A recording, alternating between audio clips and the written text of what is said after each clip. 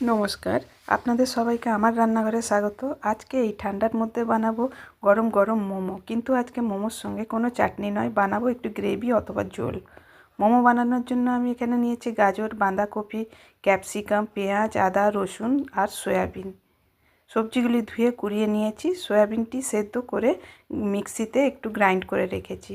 কড়াইতে তেল দিয়ে দিলাম। প্রথমে পেঁয়াজ রসুন ভেজে নেব, তারপরে সয়াবিনটি দিয়ে নাড়াচাড়া করে ভেজে নিলাম।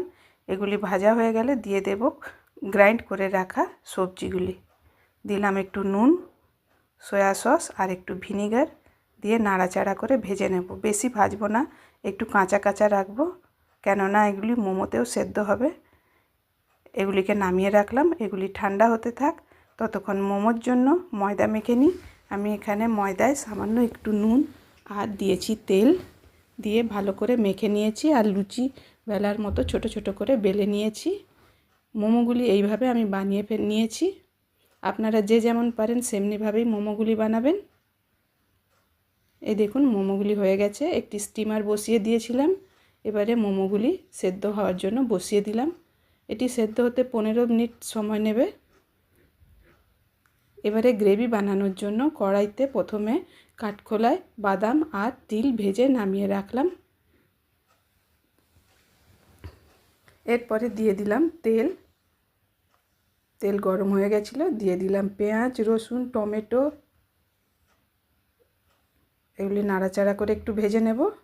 দিলাম 2টি শুকনো লঙ্কা আর দিয়ে দিলাম কিছু ধনেপাতার ডাঁটি। এগুলি ভাজা হয়ে গেলে ঠান্ডা হতে দেব। ঠান্ডা হয়ে গেলে এগুলিকে মিক্সিতে বেটে নেব। বাটার সময় তিল আর ভেজে রাখা বাদাম দিয়ে দেব। বাদামের খোসাটি ছাড়িয়ে নিতে হবে। ওই কড়াইতেই দিয়ে দিলাম একটু তেল আর একটু হলুদ আর লঙ্কা গুঁড়ো। নাড়াচাড়া করে ভেজে নিয়েছি। আর মশলাগুলি যে বেটে রেখেছিলাম ওগুলিকে দিয়ে দিলাম, আর দিলাম জল গ্রেভির জন্য। গ্রেভিটি ভালো করে ফুটিয়ে নেব। তারপরে মোমোগুলি এর মধ্যে দিয়ে সাজিয়ে নেব।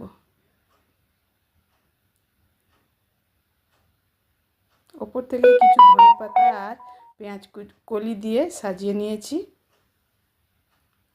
আমার রান্নাটি ভালো লাগলে আপনাদের লাইক শেয়ার আর কমেন্ট করবেন। আমার ভিডিওটি দেখার জন্য আপনাদের অনেক অনেক ধন্যবাদ।